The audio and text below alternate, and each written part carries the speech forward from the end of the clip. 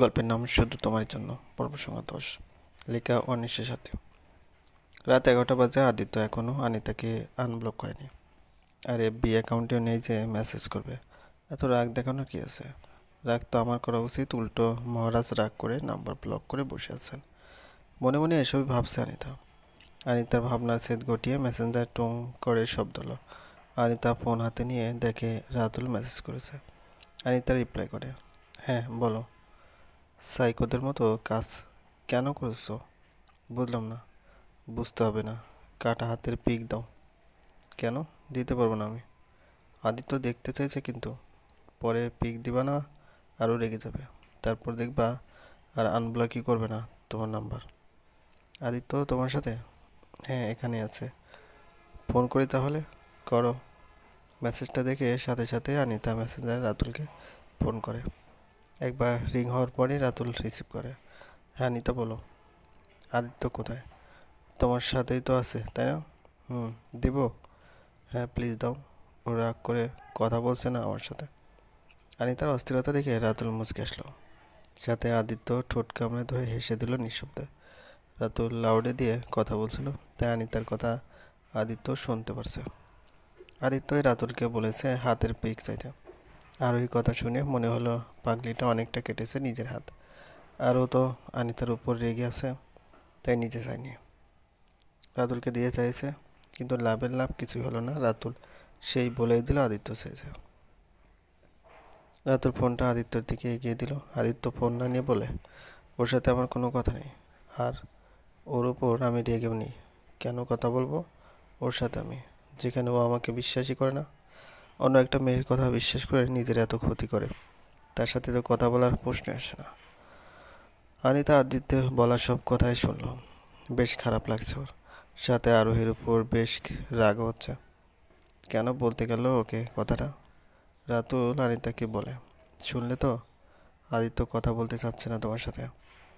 কথা বলতে চাচ্ছে না মানে কি? হ্যাঁ, ওকে ফোন দাও বলছে। ও যদি আমার সাথে কথা না বলে, তাহলে কিন্তু তোমার আর যে সম্পর্কটা আমি কন্টিনিউ করতে দেবো না। প্যাঁচ লাগামো আমি কইয়া দিলাম। আরে যা বাবা, আমি কি করলাম? তোমাদের দুজনের মাঝে আমাকে টানছো কেন? তো টানবো না? তুমি ওর কেমন ফ্রেন্ড, হ্যাঁ, যে ও তোমার সাথে শুনছে না? আর এত তো আমাকে হাফ গার্লফ্রেন্ড দাবি করো, তাহলে হাফ গার্লফ্রেন্ডের এই কথাটুকু রাখতে পারছো না? আদিত্য ইচ্ছে করে কথা বলতে না চাইলে মেরে কথা বলাও আমার সাথে। মারো ওকে, ইচ্ছা মতো মারো, কেন কথা বলবে না ও আমার সাথে?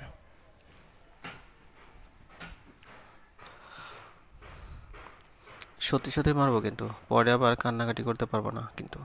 আচ্ছা মারো, তারপরও আমার সাথে ওর কথা বলতেই হবে। তবে আবার তবে কি? একটু আস্তে মেরো, ব্যথা যাতে না পায় ওকে। মারতে বলেছো, মারবো। আদিত্য ব্যথা পেলে পাবে, তাতে তোমার কি? ও যে এখন তোমাকে কষ্ট দিচ্ছে এর বেলায়। আদিত্য ব্যথা পেলে তো সেই ঘুরে ফিরে আমি কষ্ট পাবো। ওর ব্যথা আমার সহ্য হবে নাকি? তাহলে আবার মারতে বলছো কেন? বারে বলবো না? ও যে এখন আমাকে কষ্ট দিচ্ছে, আমার নাম্বার ব্লক করে রেখেছে, আমার সাথে কথা বলতে চাইছে না, তাই ওকে মারবো তুমি? তবে আস্তে, বেশি যাতে না পায়। অনিতার এমন বাচ্চামো কথা শুনে রাতুল আর আদিত্য দুজনেই শব্দ করে হেসে দিল। হাসতে হাসতে ওদের দুজনে মাটিতে গড়াগড়ি খাওয়ার মতো অবস্থা। ওদের হাসির শব্দ শুনে অনিতা মুখ ভার করে বলে, হাসছো কেন তোমরা? তোমার কথা শুনে। আচ্ছা নাও, আদিত্যের সাথে কথা বলো। এ বলে রাতুল ফোনের স্পিকার অফ করে আদিত্যের দিকে এগিয়ে দেয়। আদিত্য হেসে ফোনটা হাতে নেয়। আদিত্যের কাছে থেকে সরে আরহান আর ওর বাকি বন্ধুদের ওখানে গিয়ে বসে রাতুল। আদিত্য ফোন কানে নিয়ে হ্যালো বলতে অনিতা বলে, এখনও রাগ করে আছো আমার উপর? আমি কি আমার পিচ্চি পাখির উপর বেশিক্ষণ রাগ করে থাকতে পারি? হুম। এর জন্যই তো এখন অবধি নাম্বার আনব্লক করলে না, তাই না? করেছি, অনেক আগেই। লাস্ট 1 ঘন্টা তো তুমি ফোন দাওনি, তাই জানো না? একবার ফোন দিলে কি হতো? ইচ্ছা হয়নি দেয়নি। আর এমন করবা বলো? আরও হাত কাটবা? না। সত্যি তো? অনিতা এবার আর কোনো কথা বললো না, চুপ করে আছে। তো দেখে আদিত্য বলে, কী হলো, চুপ করে আছো কেন? তার মানে আবারও হাত কাটবা? না মানে আমি তো ইচ্ছে করে করবো না, কিন্তু আবারও যদি এবারের মতো অনেক রাগ হয়, প্রচণ্ড রকম কষ্ট হয়, তখন কি করবো? তখন আমাকে ফোন দিয়ে ইচ্ছে মতো গালি দিবা, ঝাড়ি মারবা, আমাকে মনে যা আসে তাই বলবা, মনের সব রাগ কষ্ট বের করে বলবা। তাহলে দেখবা রাগ আর কষ্ট দুটোই চলে গেছে। পারমিশন পেলাম, কিন্তু পরে উল্টাপাল্টা কিছু বলে রাগ করতে পারবে না। আচ্ছা বাবা, দিলাম পারমিশন। তাছাড়া আমার পিচ্ছিটার রাগ কষ্ট কমানোর জন্য না হয় দুটো বাড়তি কথা শুনলাম, দুটো গালি শুনলাম, তা থেকে আমার পিচ্ছিটার মন তো ঠিক হবে। রাগের বসে নিজের সাথে উল্টাপাল্টা কিছু তো আর করবে না। এখন হাতের পিক দাও তো, লাইন আছে আমি। আদিত্য হাতের একটা পিক তুলে সেটা রাতুল আইডিতে সেন্ড করলো। আদিত্য সাথে সাথে সিন করলো সেটা। পিকটা দেখে আদিত্য চোখ বন্ধ করে নিল। এবার পরপর দুটো বড় শ্বাস নিয়ে চোখ খুলে ভালো করে দেখলো ছবিটা। কোনোয়ের নিচে থেকে হাতের শিরা অবধি পুরো হাতটাই কাটা, গভীর ক্ষত হয়ে আছে হাতটা। এমন কেউ করে? মেয়েটা সত্যি পাগল। এসবই ভাবছে আদিত্য। আদিত্য আবার ফোন কানে নিয়ে বলে, এসব কি করেছ অনি? এভাবে কেউ কাটে? কত গভীর হয়েছে ক্ষতগুলো, ব্যথা করছে না হাত? না তো। কেন মিথ্যা বলছো? বাসার কেউ তো জানে না এটা, আমি নিশ্চিত। কাল কলেজে গিয়ে হাত ড্রেসিং করে ব্যান্ডেজ করে নেবে। আবার লাগবে না, এভাবে ঠিক হয়ে যাবে। আবার কথা বলে, যা বলেছি চুপচাপ তাই করবে, মনে থাকবে? হুম। এই তো গুড গার্ল। আদিত্য, অনেক ভালোবাসি তোমাকে, বিশ্বাস করো। জানি, কিন্তু আমি ভালোবাসি না তোমাকে। কি কি বললে? যা সত্যি তাই বলেছি। তুমি আমারই ফ্রেন্ডকে ফোন দিয়ে বলবে আমাকে মারতে, তাহলে তোমাকে কেন ভালোবাসবো আমি? ওটা তো এমনি। এমনি কি? হ্যাঁ, যেভাবে হোক বলেছো তো। সরি, আর এমন হবে না। অনিতার কথা শুনে আদিত্য শব্দ করে হেসে দিল। অনিতা চুপচাপ আদিত্যের হাসি শব্দ শুনছে। কি সুন্দর করে হাসেছে এটা। আদিত্যের হাসি শুনলেই অনিতা কেমন যেন একটা ঘোরের মাঝে চলে যায়। আদিত্য হাসি থামিয়ে বলে, মজা করছিলাম পাগলি। তুমি হাসলে না খুব ভালো লাগে আমার। সবসময় এমন হাসি খুশি থাকবা কেমন? আমার পিচ্চিটা যখন আমাকে হাসি খুশি থাকতে বলেছে, তাহলে অবশ্যই হাসি খুশি থাকবো। মহারানী কথা কি আর অমান্য করা যায়? অমান্য করলেই তো আবার মানুষ ঠিক করে আমাকে মার খাওয়াবে, তাই না? উফ আদিত্য।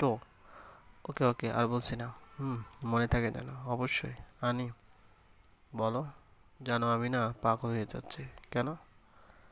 তোমার ভালোবাসার জন্য, শুধু তোমারই জন্য। দেখ, সত্যি বলছি। হুম, বুঝলাম। এখন বলো, বাসায় যাবে কখন? লেট হবে একটু। কেন? অনেকদিন পর সব ফ্রেন্ডরা একসাথে হয়েছে তাই। আচ্ছা তাহলে আড্ডা দাও, পরে কথা হবে। হুম, পরে কথা হবে না। কেন? এখন চুপচাপ ঘুমাবে তুমি। কাল অনেক রাত করে ঘুমিয়েছো, তার উপর আবার এই অবস্থা, রক্ত গিয়েছে অনেক, শরীর অনেক দুর্বল। সো চুপচাপ ঘুমাবে তুমি। কে বলেছে আমার শরীর দুর্বল? একদম ফিট আছে আমি। হ্যাঁ, সেটা তোমার কণ্ঠ শুনে বোঝা যাচ্ছে। আর একটা কথাও না, এখনই অফলাইন হবে, তারপর চুপচাপ ঘুমাবা। কিন্তু? কোনো কিন্তু না। কাল কথা বলে একেবারে পুষিয়ে দেবো, প্রমিস। আচ্ছা, ভালোবাসি পিচ্ছি। আমিও ভালোবাসি তোমাকে, তো রাখি। আচ্ছা। এই বলে অনিতা নিজেই ফোন রেখে দিল। আর অনলাইন থাকলো না অনিতা। ফোন কাটার সাথে সাথে অফলাইন হয়ে গেল। টেবিলের দিকে চোখ দিতেই দেখে খাবার ঢেকে রাখা আছে। অনিতা রাতের খাবার খেতে দেয়নি বলে অনিমা রুমে নিয়ে এসেছিল। তখন খায়নি অনিতা, মন খারাপ ছিল বলে। এখন আদিত্যের সাথে কথা হয়েছে, মনটা বেশ ফুরফুরে, তাই চেয়ার টেনে বসে খেয়ে নিল। খাওয়া শেষে প্লেট কিচেনে রেখে রুমে চলে এলো। ঘড়িতে তাকিয়ে দেখে 12টা 17 বাজে। তাই লাইট অফ করে চুপচাপ ঘুমিয়ে পড়লো অনিতা। চলবে। গল্পটি ভালো লাগলে অবশ্যই লাইক করবেন, কমেন্ট করে জানাবেন। চ্যানেলে যদি নতুন হয়ে থাকেন অবশ্যই সাবস্ক্রাইব করবেন, পাশে থাকা বেল আইকনটি প্রেস করে রাখুন, যাতে নতুন নতুন ভিডিও আপলোড করার সাথে সাথে আপনার নোটিফিকেশন চলে যায়। ধন্যবাদ, ভালো থাকবেন।